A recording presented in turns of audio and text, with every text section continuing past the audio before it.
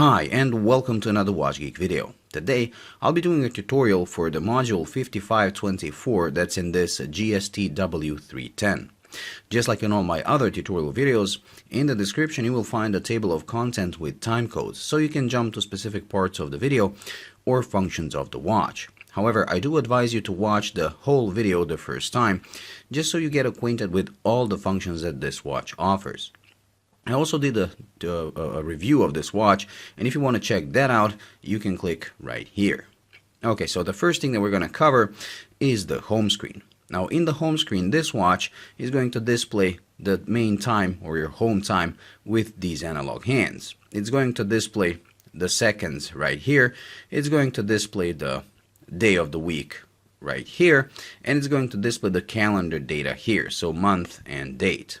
This RCVD here means that the watch has had a successful reception last night, and it's in a way a guarantee that the watch is accurate down to the second, because this is a self-charging and self-adjusting watch, meaning that it can connect to one of the 6 towers in the world and update its time, date, and DST data every night, meaning it will automatically switch between wintertime and summertime.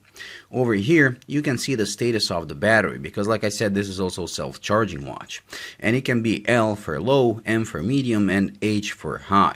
Now you want to keep this watch at medium or high, because when it drops to low, not only will it shut down certain functions, but it also damages the battery and shortens its expected life cycle.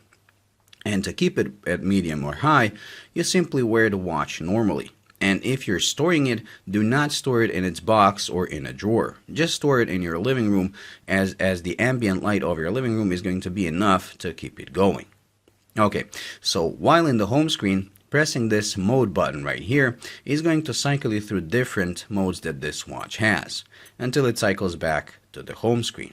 Pressing and holding this mode button is going to initiate the hand shift function. So whenever you're trying to adjust anything on this watch, the hands are going to automatically move away from these screens as to not obscure the view of them. However, you can also initiate a manual hand shift function by pressing and holding the mode button for a couple of seconds.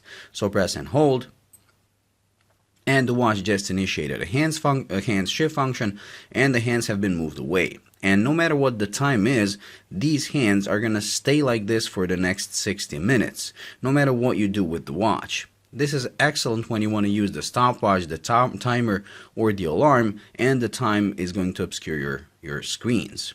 And you can naturally turn it off by, again, pressing and holding the mode button for a couple of seconds. And the hands are going to go back to normal. Now, you can see when the hand shift function is turned on by this hand's blinking symbol. So I'll just repeat it, just so you know that the watch is not currently showing the time with the hands, but it's actually in the hand shift function mode. So let's turn it back off. And like I said, it's going to initiate it automatically whenever you're trying to adjust things.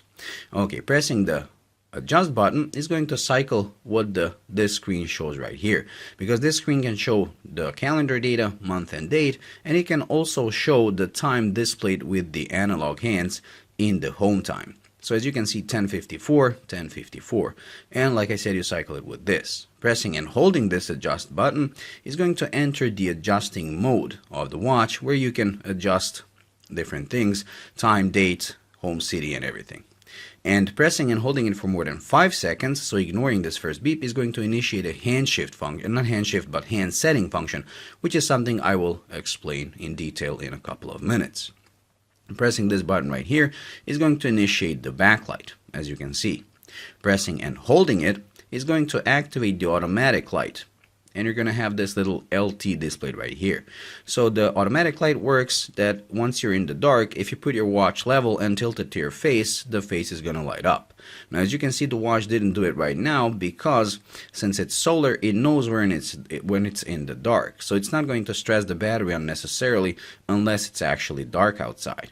And since it's solar, this function will stay on indefinitely or until you turn it off manually. Now, to turn it off, you simply press and hold the light button again for a couple of seconds, like so. Okay, pressing this button is going to take you to the get screen. And in the get screen, you get to see when the last successful reception was. And as you can see, it was this morning at 2:03 a.m. And there are other things that you can do in the get screen, but I'll show that to you in a minute. Pressing it again is going to exit the get screen. The first thing that I'm going to show you is how to check and correct the hand's position. Because on these analog digital G-Shocks, you never set up the time with the analog hands. You actually set up the digital time, and that time gets transferred to the analog. And in case of a shock or a faulty battery or some kind of magnetic field, these hands can get misaligned. And that way the watch is not going to show you the correct time. So to check the hands, you simply toggle with this button on this screen to show the digital time. And this is only in the home screen, so not in the world time. But in the home screen, this screen here has to match the time displayed with the analog hands. And as you can see, this one matches 10:58, 10:58. In case your watch matches, you can move on to this time setting. If it doesn't match, you have to correct the hands. Now to correct the hands, you press and hold the adjust button for more than 5 seconds until you see H set displayed here. When you see that, you just release the button. Okay, so let's do it. Press and hold, still hold, and now release. As you can see, once you see the H set, you simply release. And now the hands are going to go to midnight, or wherever the watch thinks is midnight, because the digital screen shows midnight. If the hands stop anywhere else, you have to correct them. Now to correct them, while in the hand setting mode, you use these two buttons. And the hour and minute hand are connected, so by moving one, you actually move the other, like so. You can go clockwise or you can go counterclockwise. If you press and hold, the hands are going to move rapidly. Okay, so like so. Once you've set them up to midnight, like this, you press the adjust button to exit the hand setting mode, like so. Now you're ready to set up everything else on this watch, because now you're sure that the hands are actually pointing to the correct position. Now, although this watch is self-adjusting, you have to set up the time manually for the first time. Why? Because one of the things that you actually set up is the home city. And this home city is important to set up correctly, because not only does it help the watch set up the world time zones correctly and display the world times correctly, but it also tunes it to one of the 6 towers to the correct frequency, because there are 6 towers in the world, 1 in the US, 2 in Europe, 2 in Japan, and 1 in China, and they all use different frequencies. So once you tell the watch what your home city is, it knows to which frequency to tune in the watch. And to manually set up the home city, the time, and everything else on this watch, while in the home screen, you press and hold the adjust button, like so. And now the watch is going to first ask you what your home city is, or your location. And please note that as soon as you change your time zone or you change the time, this RCVD is going to disappear, because the watch can no longer guarantee that the time is accurate down to the second. And that RCVD is going to reappear next morning if the watch connects successfully to the atomic tower. Now while in the adjusting mode, pressing the mode button is going to cycle through different values that you change. And using these two buttons, you can change the values up and down, or if you have to toggle something on or off, you use the lower button. So in this case, we're at Stockholm, and now we can move east or we can move west. We'll go back to Stockholm. And as you can see, the RCVD just disappeared because the watch no longer knows whether it's accurate or not. So pressing the mode button again asks us whether we want the DST, or daylight savings time, to turn to auto, off, or on. So if you live within the range of the atomic tower, you want to keep it at auto, because that way the watch is automatically going to switch between summertime and winter time. If you live outside of the coverage of the towers, you will simply turn it on or off by cycling with this button. And once the daylight savings time is on, or the summertime is on, you're going to have this marker here turned on all the time. Okay, pressing the mode button again, the watch is going to ask us whether we want the digital part to be displayed in 24 or 12-hour format. By pressing the lower button, you cycle between the two. If you select the 12-hour, it's going to have the AM/PM indicator. If you leave it at 24, it's going to show the military time.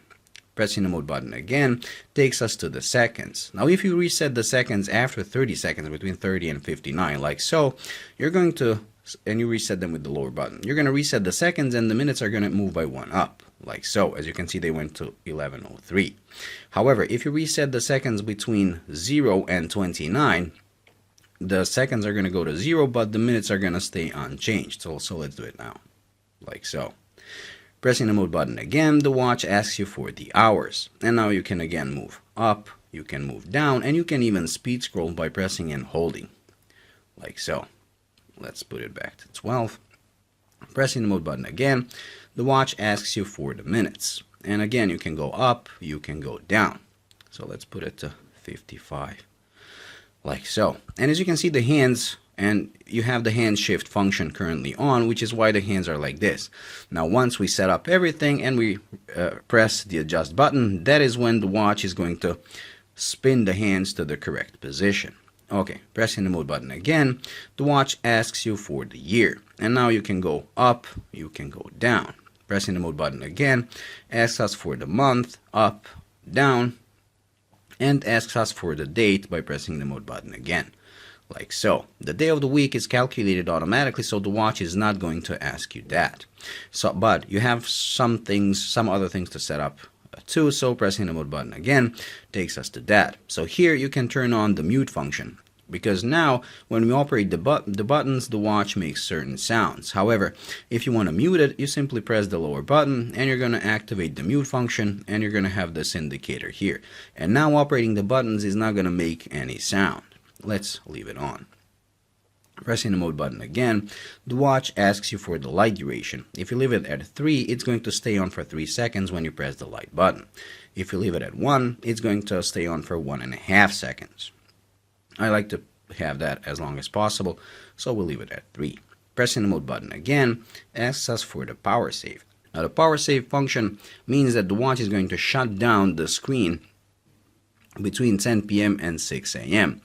as long as it's left in the dark. You can turn it on or you can turn it off. We'll leave it at on. Pressing the mode button again brings us back to the selection of the home city. So in case you missed something or you want to change anything, you simply cycle with the mode button until you get back to that setting that you want to change. Once you've set up everything and you want to exit the adjusting screen, you simply press the adjust button. And that's it. And as you can see, the hands are now going to jump to where they should be, like so.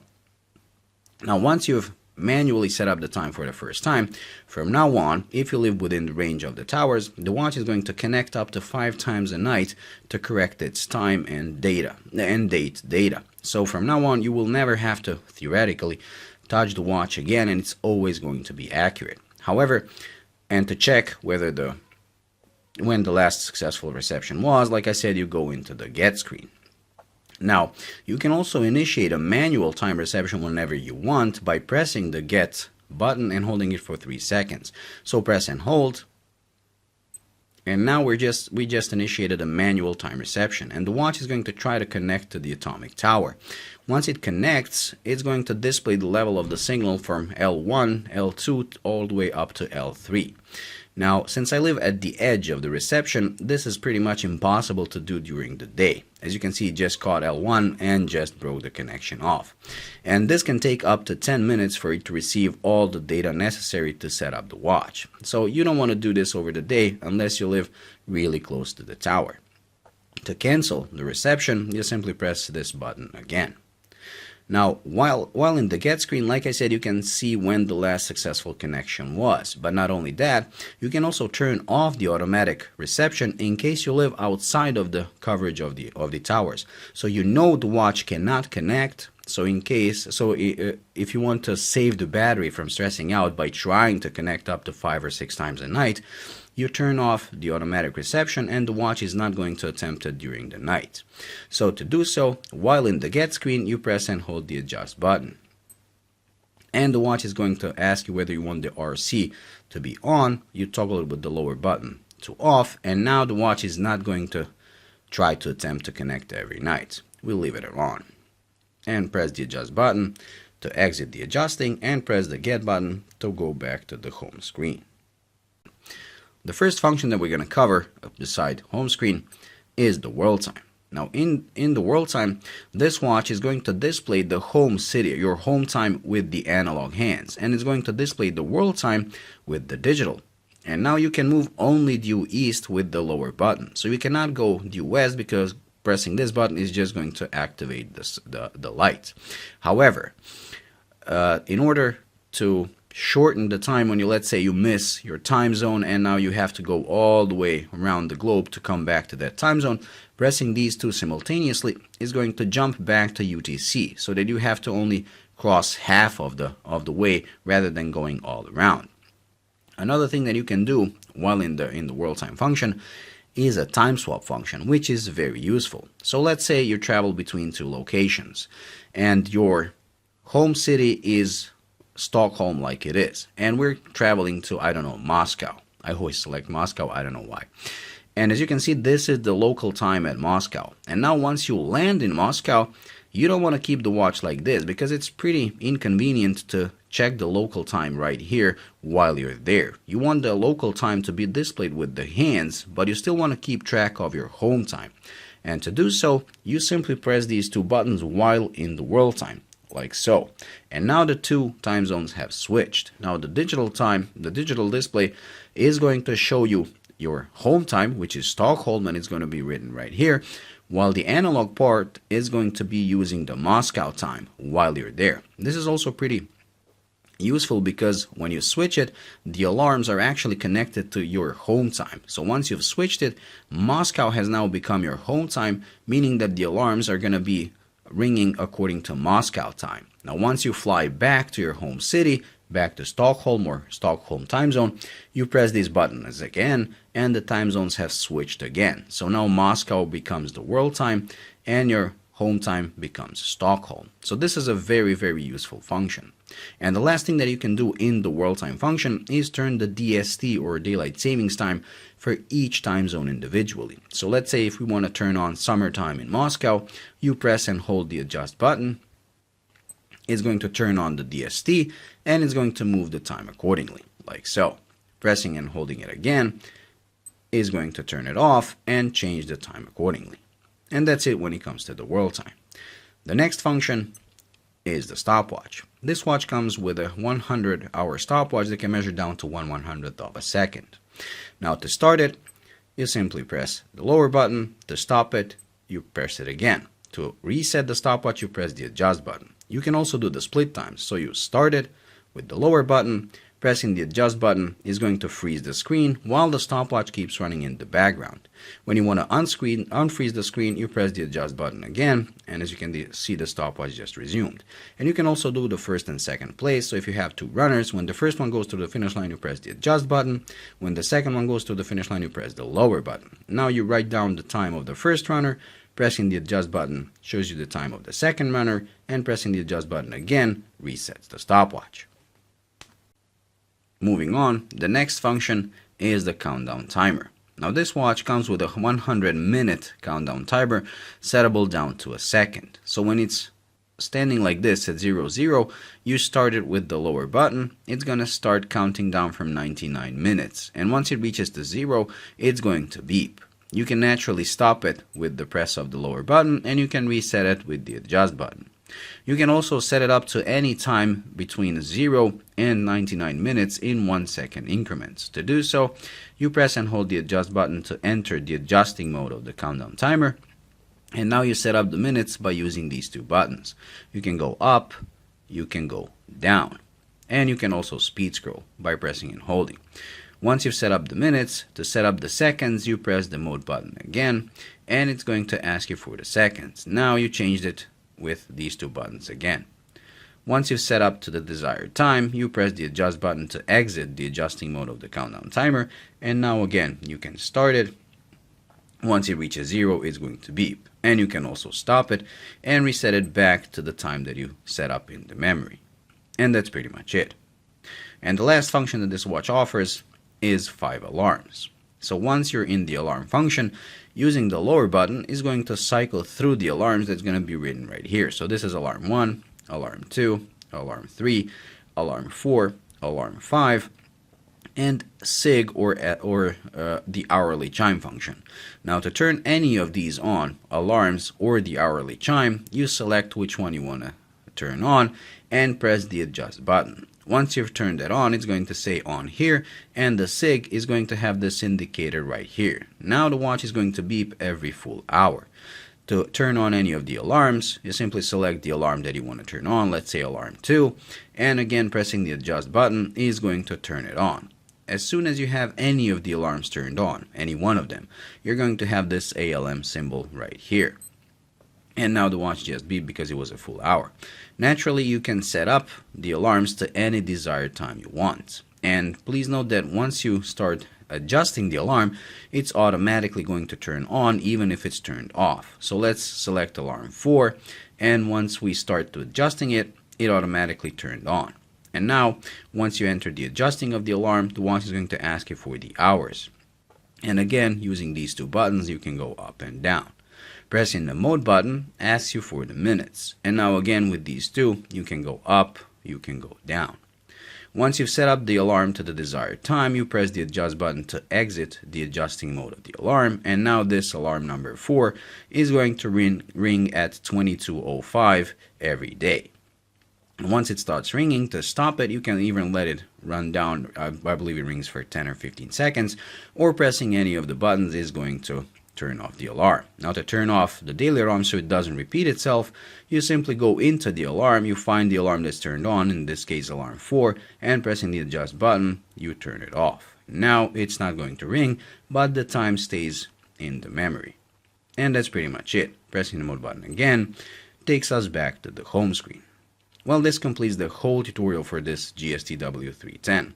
So I really do hope you enjoyed and found it useful.